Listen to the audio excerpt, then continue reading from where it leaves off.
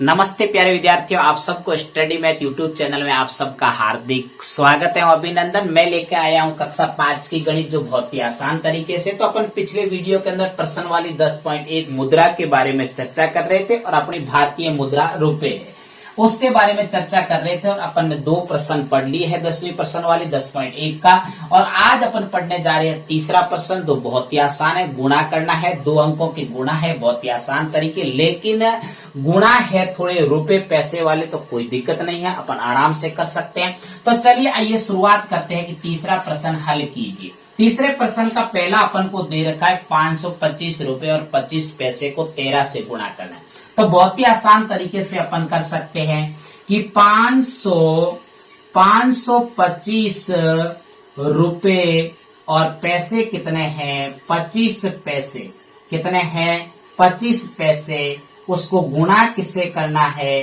13 से गुणा करना है। बहुत ही आसान तरीके से कर सकते हैं। चलिए इसकी शुरुआत करते हैं कि अब आप ऐसे भी इसको लिख सकते हो। अगर ऐसे नहीं लिखना चाहो तो मैं दूसरा तरीका इसका और भी आगे बताऊंगा।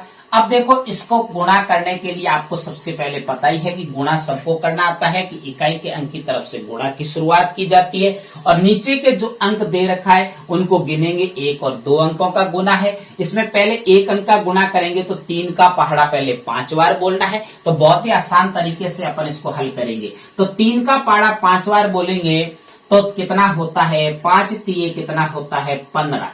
15 का 5 और हासिल कितनी लगेगी, 1 लगेगी। उसके बाद में 3 दूने 6 और एक हासिल कितना होता है, 7 होता है। कितना होता है, 7। उसके बाद में देखिए वापस 3 का 5 से गुणा करेंगे तो 5 तिये कितना होता है, 15 और हासिल कितनी लगेगी, 1।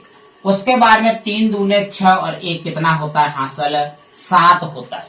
बहुत ही आसान तरीके, मुझे उम्मीद है कि आपको गुणा बहुत ही आसान तरीके से करना आता है। और 5 तिये 15 कितना होता है, 15। तो 15 के 15 यहाँ पे क्यों लिखे, क्योंकि आगे कोई अंक नहीं है। उसके बाद में आपको क्या करना है, दूसरे अंक का गुणा करने के लिए क्रॉस का चिन्ह लगाना है। क्या करना है, क्रॉस का चिन्ह लगाना है। उसके बाद में देखिए आपका 1 का गुणा करना है 5 से, तो 5 एकम 5 कितना आएगा, 5 एकम 5। उसके बाद में देखिए आपको अगला गुणा करना है, 1 का 2 से करेंगे तो कितना आएगा, 2। उसके बाद में 1 का 5 से गुणा करोगे तो कितना आएगा, 5।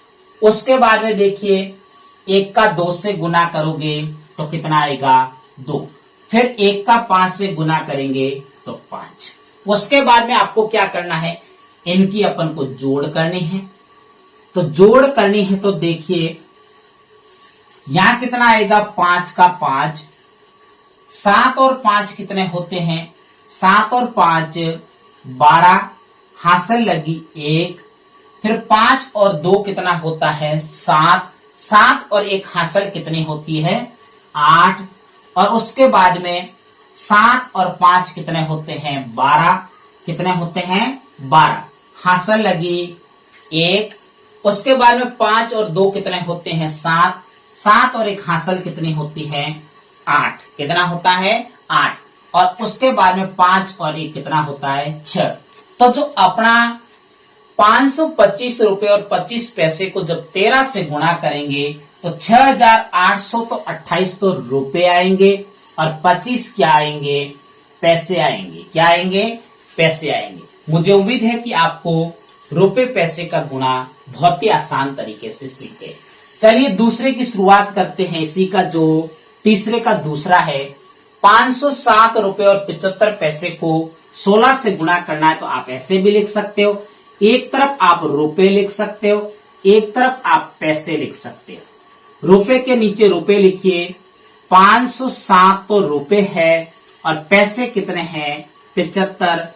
और गुणा किससे करना है, 16 से गुणा करना है। आपकी बात बहुत ही आसान तरीके से कर लेंगे। तो पहले 1 अंक का गुणा करेंगे, 6 का 5 से गुणा करेंगे तो 6 पंजे 30 होता है। कितना होता है, 30। और हासिल कितनी लगेगी, 3 लगेगी। उसके बाद में 6 का 7 से करेंगे तो 6 7 42, 42 और 3 कितने होते हैं, 45 और हासिल कितनी लगेगी 4 अगले वाले अंक पे। उसके बाद में 7 छक्के फिर से 42 और 2 कितने होते हैं 46 होते हैं। 42 और 4 सॉरी हासिल 4 लगी हुई है, 7 छक्के 42 और 4 कितने होते हैं 46 होते हैं और हासिल फिर से कितनी लगी 4 लगी। उसके बाद में देखो 6 का 0 से गुना करेंगे तो मैंने पहले भी आपको बता रखा है, जब सामान्य गणित पढ़ाई 0 का किसी भी संख्या से गुणा करने पर आंसर क्या आएगा 0 आएगा। क्या आएगा 0 और 0 में जब 4 जोड़ेंगे तो कितना आएगा 4 और 6 का 5 से गुणा करेंगे तो 6 पंजे 30 होता है। कितना होता है 30, तो अपन 30 लिखेंगे। उसके बाद में दूसरे अंक का गुणा करने के लिए क्रॉस का चिन्ह लगाएंगे इकाई के अंक के नीचे। फिर 1 का फिर से 5 से गुणा करेंगे तो 5, 1 का 7 से गुणा करेंगे तो 7, 1 का 7 से गुणा करेंगे तो 7, 1 का 0 से गुणा करोगे तो 0 और 1 का 5 से गुणा करोगे तो 5। मुझे उम्मीद है कि आपको गुणा वैसे भी करना आता है और बहुत ही आसान तरीका है।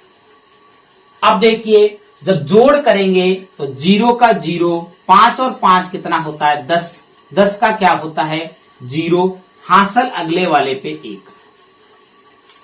उसके बाद में देखिए 6 और 7 कितने होते हैं 13 और 13 और 1 कितना होता है 14, 14 का 4 हासिल लगी 1। 7 और 4 कितने होते हैं 11, 11 में 1 जोड़ोगे तो कितना हो जाएगा 12, हासिल लगी 1। 0 और 0 कितना होता है 0, 0 में जब 1 जोड़ोगे तो कितना आएगा 1 और 5 और 3 कितने होते हैं 8। तो अपने पास में जो रुपए प्राप्त हुए वो 8124 तो रुपए और 00 क्या प्राप्त हुए हैं पैसे। क्या प्राप्त हुए हैं पैसे। मुझे उम्मीद है कि आपको दूसरा बहुत ही आसान तरीके से समझ में आया। चलिए तीसरे की शुरुआत करते हैं। तीसरे की 99 रुपए और 50 पैसे को किससे गुणा करना है 17 से करना है। तो एक तरफ अपन लिखेंगे रुपए, एक तरफ लिखेंगे पैसे। क्या लिखेंगे एक तरफ रुपए और एक तरफ पैसे। रुपए कितने हैं 899 तो इसके नीचे लिखेंगे 899। पैसे कितने हैं 50 तो 50 लिखेंगे और गुणा किसे करना है 17 से गुणा करना है। किसे गुणा करना है 17 से गुणा करना है। पहले एक अंक का 7 से गुणा करेंगे, पूरी जो संख्या दे रखी है उसका, फिर दूसरे 1 से करेंगे। तो 7 का 0 से गुणा करेंगे तो अभी अभी मैंने बताया कि 0 का किसी भी संख्या से गुणा करने पर क्या आएगा 0 और 7 का 5 से गुणा करेंगे तो 7 पंजे 35 होता है, 35 का 5 हासिल लगी 3। उसके बाद में 7 का किससे गुणा करना है 9 से गुणा करना है। 9 साते कितना होता है 63 होता है। 63 के अंदर 3 जोड़ेंगे तो 63 और 3 कितने हो जाते हैं 67 हो जाते हैं और हासिल कितनी लगेगी 6। फिर 7 9 63 होता है। 63 के साथ में 6 जोड़ेंगे तो 69 हो जाएगा। कितना हो जाएगा 69, हासिल लगी 6। फिर देखो 7 का 8 से गुणा करेंगे, 7 8 56 होता है। 56 के साथ में जब 6 जोड़ेंगे तो 62 हो जाएगा और 62 के 62 लिखे जाते। क्यों? क्योंकि यहाँ पे आगे कोई अंक नहीं है। अगर अंक होता तो डबल अंक आते ही अगले वाली हासिल लगती। उसके बाद में दूसरे अंक का गुणा करने से पहले इकाई के अंक के नीचे क्रॉस का चिन्ह लगाना है। उसके बाद में 1 का 0 से गुणा करोगे तो क्या आएगा 0, 1 का 5 से गुणा करोगे तो 5, फिर 1 का 9 से गुणा करोगे तो 9, फिर 1 का 9 से गुणा करोगे तो 9 और 1 का 8 से गुणा करेंगे तो 8। फिर क्या करना है योग करना है, इनका जोड़ करनी है। बहुत ही आसान तरीका है। 0 का 0, 0 और 5 कितने होते हैं 5, तो ये 50 तो अपन को पैसे प्राप्त हो गए। 6 और 5 कितना होता है 11, हासिल लगी 1।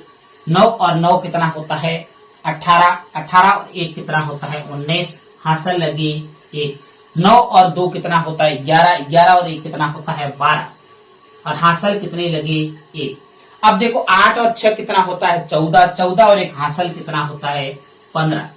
जो अपने पास में जो रुपए प्राप्त हुए हैं वो कितने हुए, देखो 15,291 रुपए और 50 पैसे।